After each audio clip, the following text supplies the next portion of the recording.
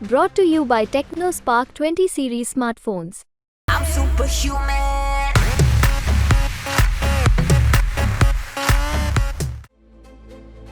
पाकिस्तान और चीन अब अरब सागर में जॉइंट पेट्रोलिंग करने वाले हैं और इसको लेकर दोनों ही देशों के अधिकारियों के बीच चर्चा हुई है।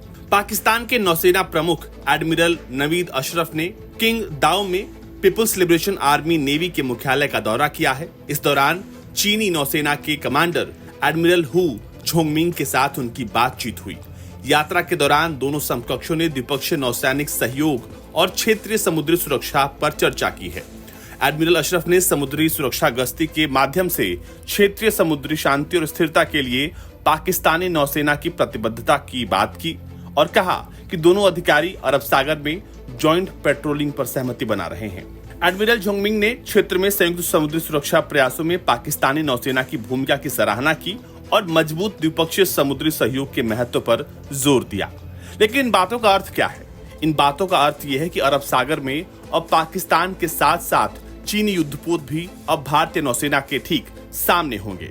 भारतीय नौसेना अरब सागर में सबसे डोमिनेटिंग पावर में है और फिलहाल तुर्की भी अब अरब सागर में आ रहा है और अब चीन भी आ रहा है। मतलब भारतीय नौसेना के सामने पाकिस्तान, चीन और तुर्की तीनों ही देशों की नौसेना होगी और अब भारतीय नौसेना का मुकाबला अरब सागर में 3 नौसेनाओं से होने वाला है।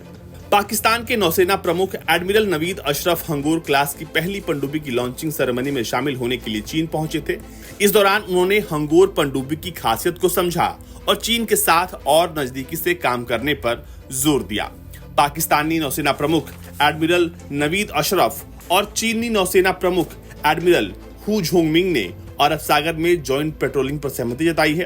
अरब सागर इन दिनों हुती विद्रोहियों और सोमाली डाकुओं के बढ़ते हमलों की वजह से चर्चा में है और इसी इलाके में अब सोमालिया अब तुर्की की नौसेना को उतार रहा है।